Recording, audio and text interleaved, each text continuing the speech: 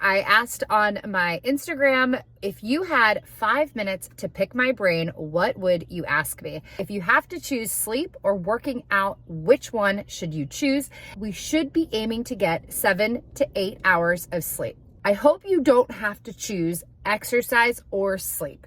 They are both important. However, I am a mom of 3. I have never had great sleepers, so I understand how this may not be possible. If you are getting less than 6 hours of sleep and you are debating waking up early to fit in that workout, I want you to choose sleep. I want you to be getting more than 6 hours of sleep. So if you're getting less than 6 hours, I don't want you to eat into that to get in a workout. So basically, if you can sleep 6 hours or you can sleep 5 with a workout, sleep the 6, okay? Don't want anybody getting less than 6 hours of sleep. As a new mom, I know this is really difficult to navigate. So try to get as much sleep as you can and do your workouts when you are awake.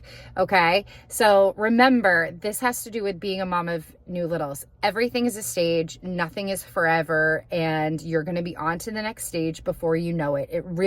These young child years are really years for survival. I understand getting up early to commute to work, to get your kids to school. I have clients that wake up at 4:30 in the morning to get in their workout. But if this is you, I really want you to prioritize going to bed early enough. All right, the second question I got asked, if you had 5 minutes to pick my brain, what would you ask, was balancing life with littles as a full-time working mom. Going from 0 to 1 was the hardest transition for me. 1 to 2 wasn't very different. 2 to 3 was very easy because Elle was a pandemic baby and Nick worked from home and I had an extra set of hands and there was nothing to do, nowhere to go. Being a mom with 3 kids and a growing, business is a lot. There's this misconception that you can have it all, and you really can't. You have to miss some things. You can't be at every event. Every working parent I know misses things. You can't be at everything. I know a lot of people will wake up really early to squeeze in their workouts. I am not a morning person. It is really difficult for me to do this. And so if I had a long commute, I don't know what I'd do. I'd probably just suck it up and do it. But you can't have it all. And when they have it all, it's friends, family, a career, wealth, health, and something has to give. People that have really successful careers, a lot of times their family life kind of suffers. Same with their friend groups. If you are really busy, but you're like, I want to prioritize my family, maybe your health suffers. It's not about having it all. It's about doing your best at what you can in the moment, because everything changes. Everything is a phase. How do I balance the chaos? I prioritize myself.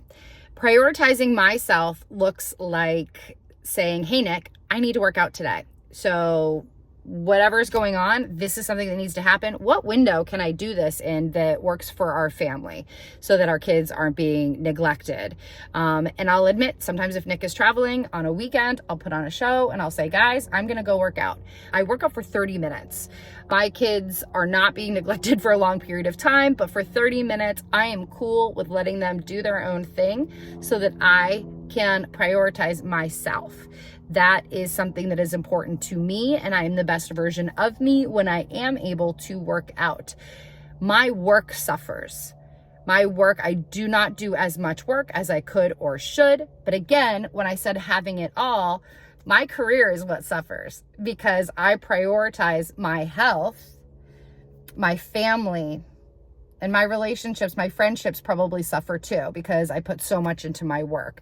So you can't have everything, but you have to pick what's most important to you. And for me, it's my health, it's my family, and I really struggle to prioritize career friendships. I'm doing a little bit better about the later, but it's always been a struggle for me because I'm just constantly thinking about my family, my health, my business, my friendship. It's just, there's a lot.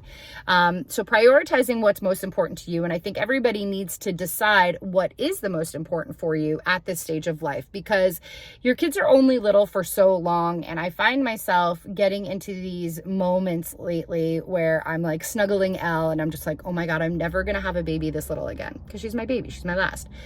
And I'm really just trying to savor and appreciate those moments. And I think all of us would benefit from less screen time, myself included. As someone who's only worked in social media since she graduated college 20 plus years, not 20 plus years ago, 18 years ago, that's tough. I will admit I am addicted to my phone.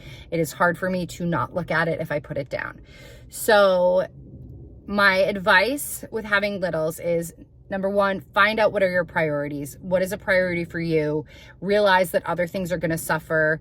Every stage is a stage and you move out of it very quickly.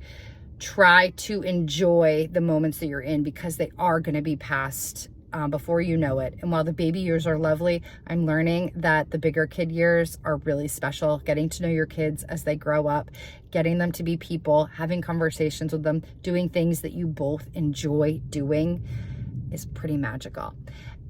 We have a special for my next Faster Way round for Mother's Day, $25 off.